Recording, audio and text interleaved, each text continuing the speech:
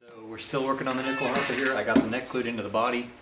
I've been slowly working out this heel shape and doing some just rough work on the body.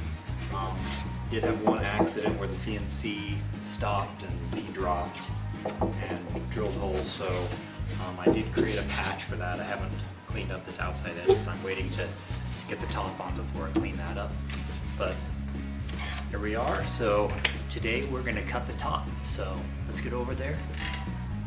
Okay, so a lot of times things don't go as you would expect. This is a prototype instrument. I've never done this before, so there are going to be mistakes, and we just made one of them. So I was going to cut the top out of a solid piece of material. I'll run some footage here so you can see it.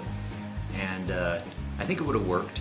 I didn't make the top thickness correct. There were no contours, so it was just an even thickness all the way across except for the integrated base bar.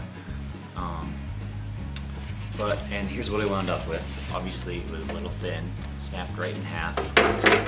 I had my thickness dimension, considerably thinner than I should have. This is very flimsy.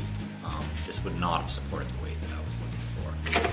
So what I've gone to is the traditional way to make a NyckelHarpa top was a NyckelHarpa top, which is to take a evenly thickness piece of wood and bend it over the sides. So I've book meshed out another piece of spruce here. This is just a hair over 1/8 of an inch. So final sanding will take up a little bit, but this is a tenor NyckelHarpa, so string tension similar to a cello. So it's going to need some strength. We are going to do something unique with the bass bar. The bass bar is going to be machined.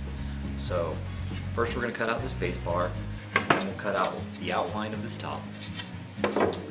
Once we get that set up together, we'll figure out a way to glue in this bass bar, and then we'll glue the top into the rig.